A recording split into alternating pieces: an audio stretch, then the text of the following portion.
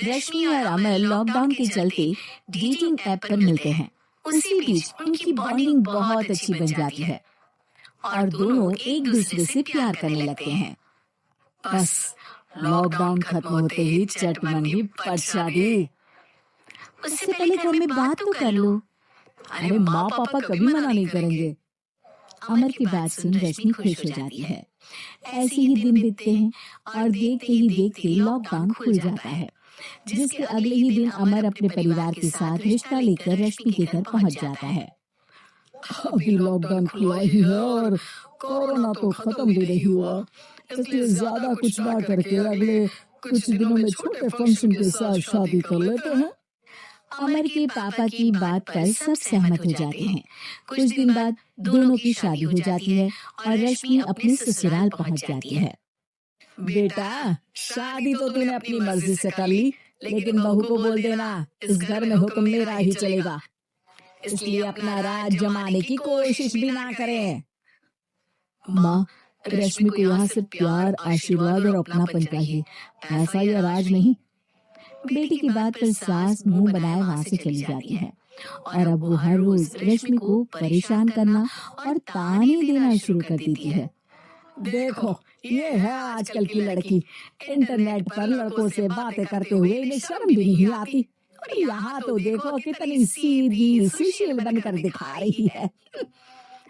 Mummy, शादी के रिश्ते वाले इंटरनेट ऐप से जब किसी को कोई दिक्कत नहीं है, फिर डेटिंग ऐप के जरिए मिलना किस तरह गलत हो सकता है?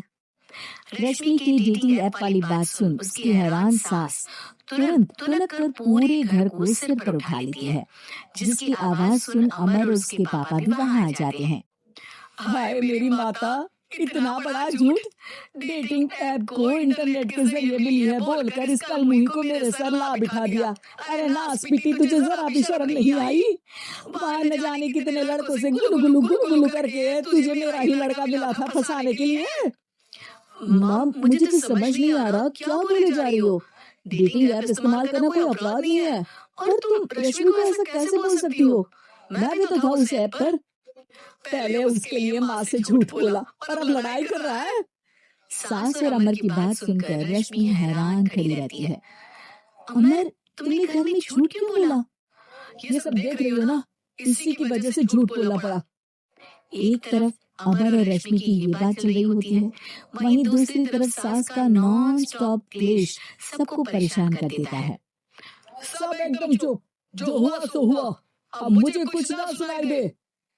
पति की बात सुन सास चुप होकर वहां से चली जाती है, लेकिन अब वो रश्मि के सिर दुनिया भर के सारे काम डालकर उसका जीना पहले से भी ज्यादा मुश्किल कर देती है।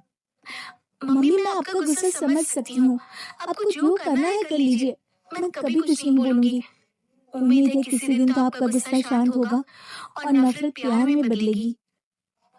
रश्मि की अच्छाई को उसका नाटक समझकर सास गुस्से के सातवें आसमान पर चढ़ जाती है और उसी शाम रश्मि को नीचा दिखाने के लिए अपनी सहेलियों को घर बुलाकर उसकी बुराइयां करने लगती है। अरे कौशल्या, क्या बताऊं, आजकल के बच्चे ना बहुत एडवांस हो गए हैं।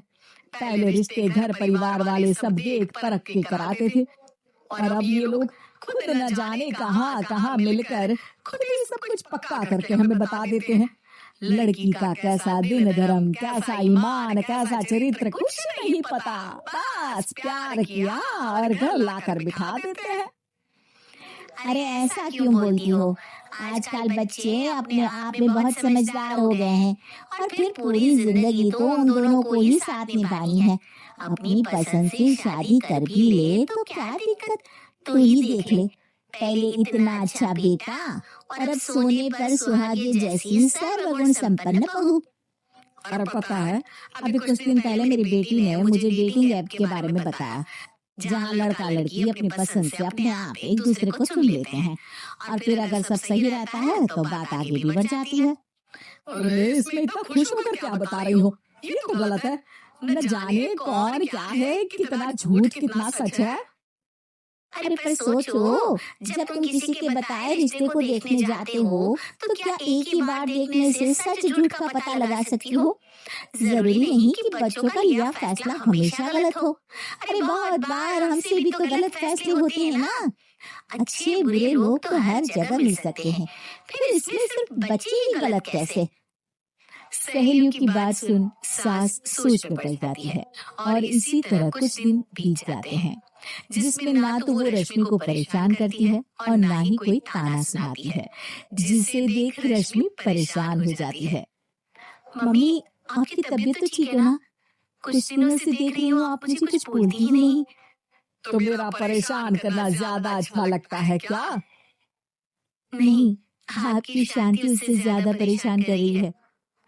शांति इसलिए है क्योंकि मुझे एहसास हो गया है कि गलत तुम लोग नहीं मेरी सोच है। प्यार तो एक सुंदर एहसास और शादी खूबसूरत साथ है। अगर ये साथ सच्चा है तो कहीं पर भी किसी भी तरह जुड़ा हो उससे कोई फर्क नहीं पड़ता। आप कौन है? इतनी अच्छी बातें मेरी पत्नी तो नहीं बोल सकती। क्या आप भी?